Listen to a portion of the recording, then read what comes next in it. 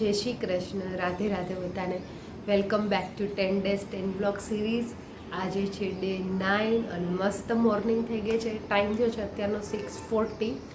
બ્રેકફાસ્ટમાં આજે અગેન ભાખરી જ બનાવી. સિમ્પલ નહીં બનાવું, મસાલા બનાવી દે, કેમ કે ઘરનું માખણ છે. એકચ્યુઅલી જ્યારે પણ ઘરનું માખણ બનાવેલું ફ્રીજમાં હું જોઉં ને તો મને ભાખરી જ મતલબ બનાવવાનું મન થાય, કેમ કે મને બહુ જ ભાવે ભાખરી સાથે માખણ. અને રૂટીનના જે એક્સ્ટ્રા કામમાં કહું ને તો તમને ઘંટી ચાલુ કરવાની છે. એકચ્યુઅલી મારા સાસુ જ્યારે મેરેજ કરીને આવ્યા ને ત્યારે તો બહુ મોટા જોઈન્ટ ફેમિલીમાં રહેતા, ત્યારથી જ બધાને ઘરનો જ દળેલો લોટ ભાવે છે અને ફાવે છે. તો આજે હું ઘંટી ચાલુ કરીશ. અને જુવાર, બાજરો, રાગી બધું જ ઘરે અમે દળીએ છીએ. ચણાની દાળ હમણાંથી બંધ કરીશ, કેમ કે અહીંયા ઇઝીલી મળી જાય છે બેસન.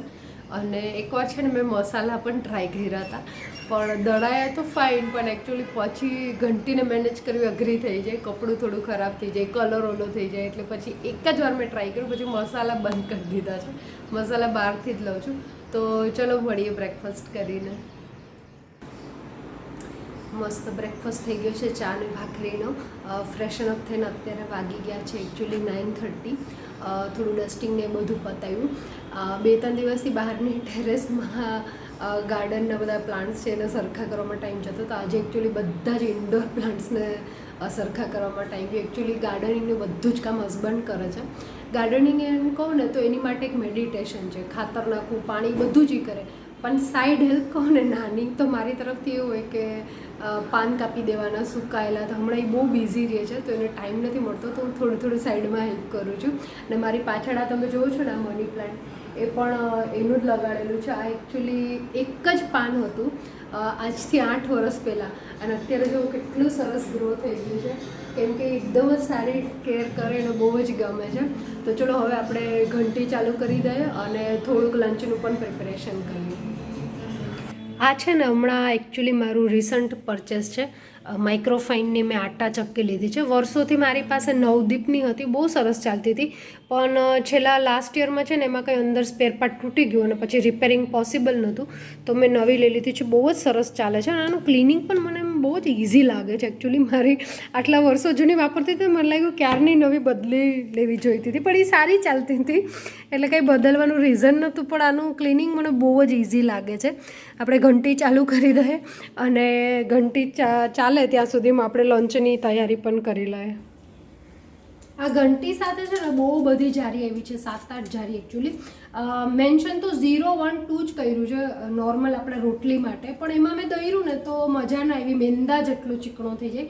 તો હું નોર્મલ 3 નંબરની જારીમાં રોટલીનો દરું, અને એક ભાખરીનો અને ઢોકળાનું પ્રીમિક્સ મમ્મી રેડી કરી દે, પછી ખાલી ઘંટીમાં જ નાખવાનું હોય છે. ઘંટી ચાલુ કરીએ અને ત્યાં સુધી આપણે સાથે સાથે લંચ પણ રેડી કરતા જઈએ. લંચની પ્રિપેરેશનમાં કહું ને તો આજે હું આ ડ્રમસ્ટિક છે ને એનું ચણાના લોટ અને દહીંવાળી સબ્જી બનાવીશ, અને કેપ્સિકમ આલુની ડ્રાય સબ્જી. આ સબ્જી એકચ્યુઅલી મને મારા નણંદે શીખવાડી છે. લંચ આપણું રેડી થઈ ગયું છે.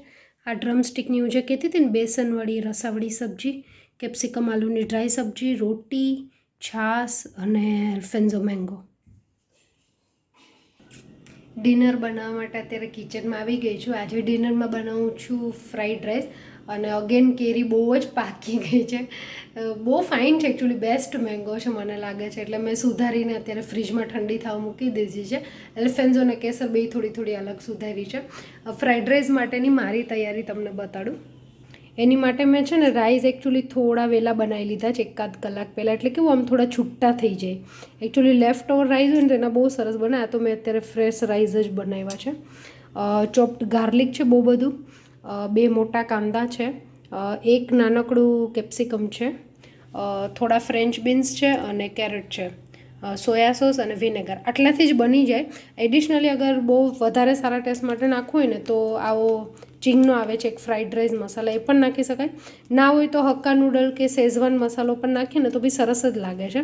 તો અત્યારે મારી પાસે છે નહીં અવેલેબલ, તો હું આ જ નાખીશ.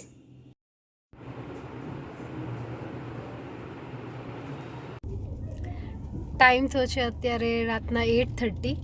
ડિનર અર્લી પતી ગયું અમારું. ઓફિસ કામથી હસબન્ડ પણ જલ્દી ફ્રી થઈ ગયા હતા, તો અત્યારે આવ્યા છે ડીમાર્ટ થોડું ગ્રોસરી શોપિંગ માટે.